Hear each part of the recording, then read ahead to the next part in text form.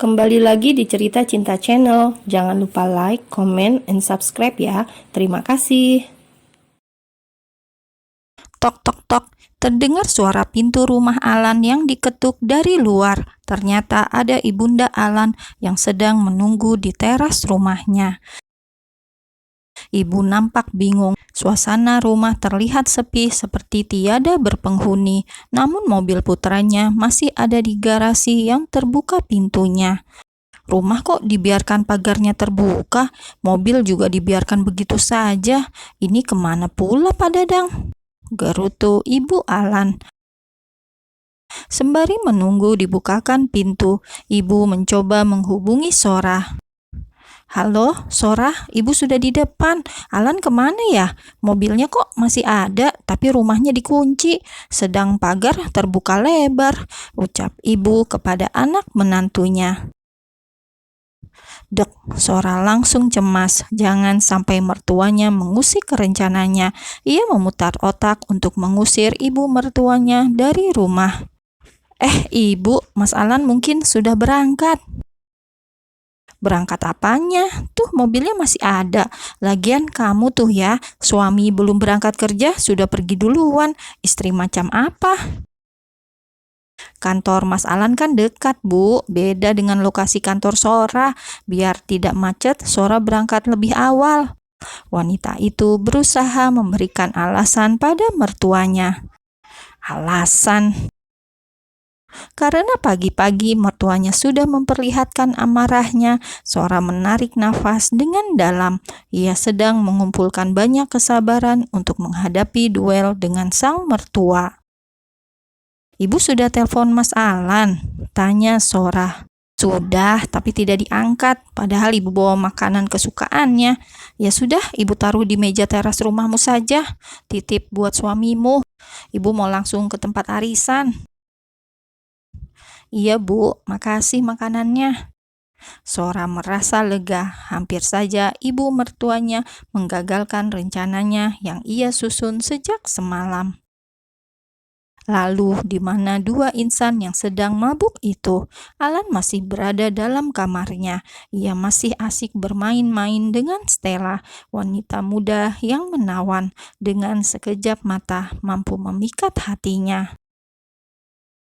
Stella begitu menikmati permainan yang dimainkan Alan. Ia bahkan rela bila tidak dibayar, asal lawan mainnya adalah seorang pria yang saat ini sedang bersamanya. Alan sepertinya dirasuki banyak roh jahat. Buktinya ia berkali-kali menyerang Stella tanpa ampun. Mungkin yang menjadi kupu-kupu saat ini bukanlah Stella, melainkan suami Sora. Dasar laki-laki, semuanya sama saja, batin Stella. Alan kini menyingkap rambut Stella yang menutupi dahinya yang bersinar karena pantulan cahaya lampu kamar. Paras wanita muda itu sungguh menawan. Tiada satu garis penuaan di atas dahinya. Kulit wajahnya begitu glowing dan kenyal, mirip seperti kulit bayi. Berbeda sekali dengan saat pertama ia hampir menabrak wanita itu. Wajahnya penuh dengan make up yang berantakan. Kali ini Stella begitu cantik. Usianya yang muda semakin membuatnya mendapat nilai plus di mata para pria. Mungkin Alan mulai kepincut dengan paras ayunya. Sepertinya seisi rumah Alan dan Sora sudah gila semua.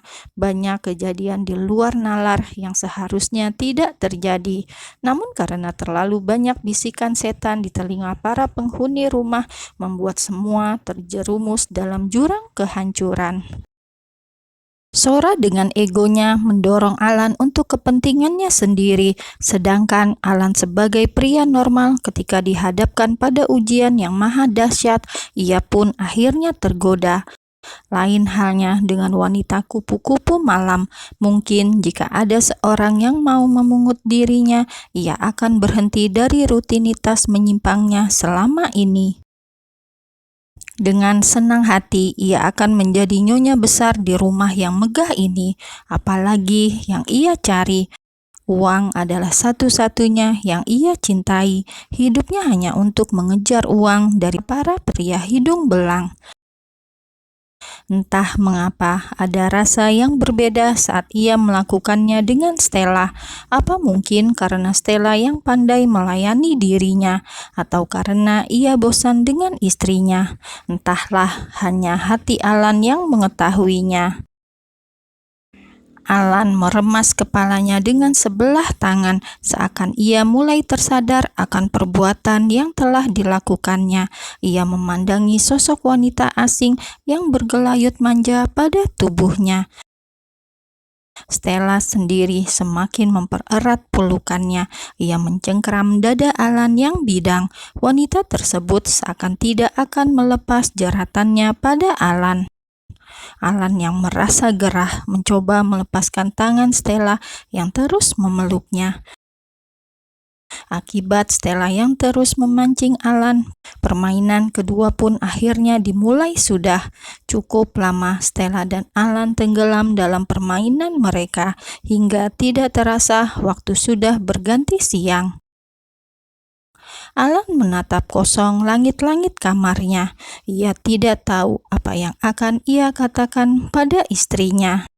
Tatapan matanya kini mulai sendu. Singa buas itu kini mendadak galau. Ia tidak habis pikir dengan apa yang ia lakukan bersama wanita yang ada dalam rumahnya. Pikirannya kacau. Alan merasa memikul dosa berat. Dengan kasar, ia mengusap wajahnya. Alan merutuki tindakannya. Bagaimana bisa ia tergoda dengan seorang wanita sampai sejauh ini? Pria itu mengamati kamar yang amat berantakan. Pakaiannya berserakan di mana-mana, belum lagi sprei yang nampak acak-acakan. Di dalam kamarnya seperti baru saja terjadi sebuah perang besar. Bila hal itu terjadi bersama istrinya, pasti raut wajahnya nampak puas. Namun kali ini nampak jutaan penyesalan terukir dalam raut mukanya. "Siapa namamu?" tanya Alan. Kata-kata Alan memecah kesunyian di antara keduanya. "Stella." "Boleh aku menanyakan satu hal?" "Silakan. Apa pekerjaanmu?" Dek, jantung Stella langsung terasa berhenti. Ia tidak pernah malu atas pekerjaan dirinya selama ini. Namun pertanyaan dari Alan terasa menusuk sebelum ia berhasil menjawabnya. Stella sadar ia hanya wanita penghibur, namun entah mengapa kali ini dirinya merasa sakit hati ketika Alan bertanya tentang pekerjaan dirinya. Stella hanya diam. Tiada satu kata apapun yang keluar dari bibir manisnya. Melihat lawan bicaranya hanya diam tanpa suara, Alan kembali menanyakan hal yang sama. "Mungkinkah kau seorang wanita penghibur?" tebak Alan dengan amat tenang. Tanpa rasa terkejut, sepertinya Alan sudah menduga wanita yang ia tolong bukanlah wanita baik-baik. Hati Stella semakin terbakar. Aneh sekali, ribuan caci maki sanggup ia tahan, namun tidak untuk kali ini. Tiap kata yang keluar dari mulut Alan mampu membuat jantungnya berhenti sejenak. Stella menggenggam tangannya, kuku-kukunya mencengkram telapak tangannya yang lembut. Ia merasa marah. Dengan pandangan mata yang tajam, ia melirik Alan. Stella seakan sakit hati karena Alan sudah memandang dirinya sebelah mata. Setelah apa yang sudah mereka berdua lakukan, Stella merasa begitu kecewa dengan sikap Alan. "Kalau aku memang wanita penghibur, bagaimana?" ucap wanita muda itu dengan lantang. Tatapan mata wanita tersebut begitu tajam. Stella menatap kedua bola mata Alan tanpa rasa takut sedikit pun. Tidak ada rasa takut dalam diri wanita itu. Stella begitu berani, jiwanya sudah lama berkelana, tubuhnya sudah kebal dengan semua rasa takut yang sudah menjadi sahabatnya sejak ia bergelut dengan dunia malam. Lembah hitam yang ia tinggali selama ini membuat Stella tumbuh menjadi wanita yang tangguh.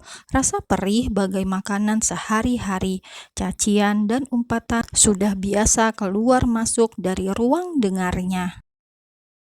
Stella yang malang, masa muda ia habiskan bersama para pria hidung belang yang datang menghampirinya. Jalan hidup yang terjal ia lawan, semua demi penghambaan pada uang yang membuat bola matanya semakin berbinar-binar. Itulah Stella, ia sudah biasa menukar tubuhnya dengan rupiah yang tidak seberapa bagi para pria kaya raya yang membeli jasanya.